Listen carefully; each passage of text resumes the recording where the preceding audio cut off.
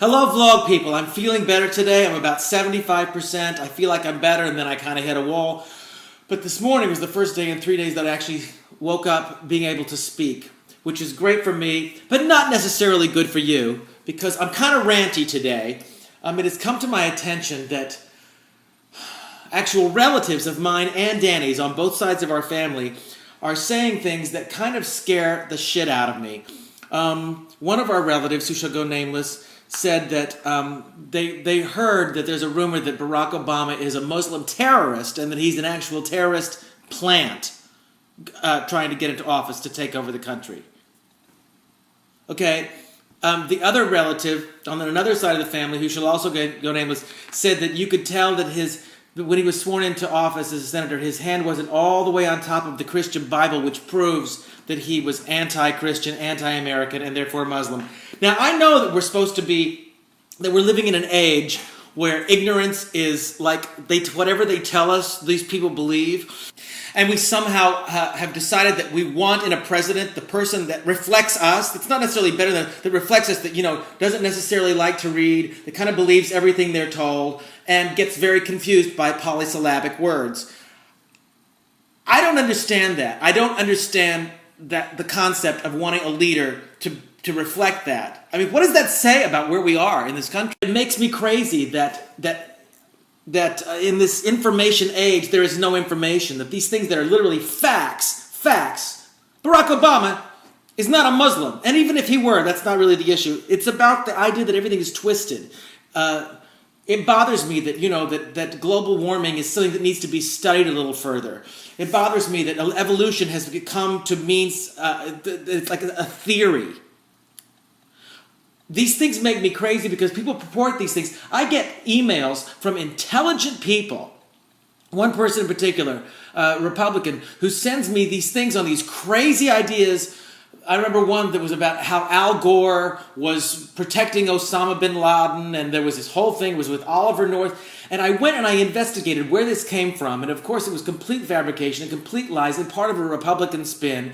And I confronted this intelligent person and said, please do not send emails like this out to people unless you investigate the truth, because it's wrong, it makes you foolish, you look foolish, and these things are dangerous. Which is exactly the thing that I said to our unnamed relative when they said, I hear that Barack Obama is a Muslim plant for terrorism. And I said, do not repeat this information. It is dangerous and it is wrong. It is wrong. That makes me crazy. It makes me crazy that we're in a public that's more obsessed with, what Britney Spears is doing next than these really primal issues. The fact that they're wondering why our economy is down the tubes, and maybe it's because we spent like $3 trillion on a war.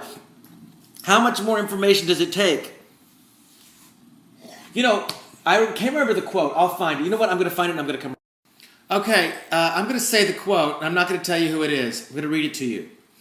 If you tell a lie big enough and keep repeating it, people will eventually come to believe it.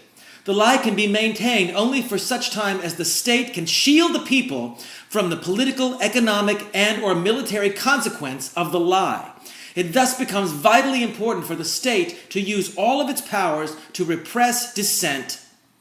For the truth is the mortal enemy of the lie, and thus by extension, the truth is the greatest enemy of the state. Joseph Goebbels said that. For those of you who don't know, Joseph Goebbels was the head of propaganda for the Nazi Party. He also said the most brilliant propagandist technique will yield no success unless one fundamental principle is borne in mind constantly. It must confine itself to a few points and repeat them over and over and over. Which is what's happened when they link Saddam to 9/11. Still you hear people saying this. It blows my mind. This is propaganda work at its absolute most, at its absolute best. That's what this party, and I'm sorry, you know what I say, and I do agree. These parties, the people in these two parties, are really not that far apart. The Democrats, what the Democrats want and what the Republicans want are really not that far apart. We have been made divisive. But I must say that the people, this administration, which is not representative necessarily of the Republican platform or the Republican mentality, but this administration has lied to and has propagandized this nation by repeating lies over and over and over, which people believe. because it's been drummed into their heads. Anyway, I'm kind of all over the place today. I'm just real ranty because it blows my mind that people who I know, and some of whom I'm related to, can say things like this that they've heard that keep them from the truth, that keep them from the belief system which they in fact themselves have. The very morals and values and the things, the ideals that they want for this country that are represented by these people that they're told not to believe because they're a terrorist plant. Give me a freaking break. If the terrorists were going to plant somebody, you think they would choose a young black man with no experience? I mean, who's less likely to be president? And yet, because it's the truth, who's more likely to be president? Okay, I'm going to go to bed now. I just had to get up to complain.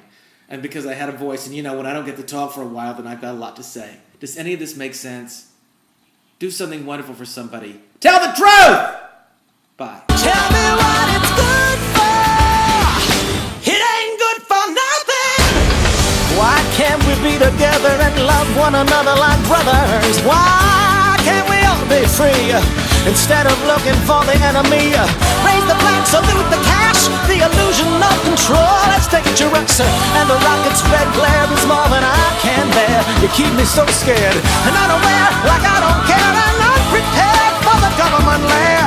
My blindness to your unkindness justifies your war, and my silence to your violence justifies your work. And I hold these truths to be self-evident. It's self-evident cause I don't believe you, and I can't forgive you.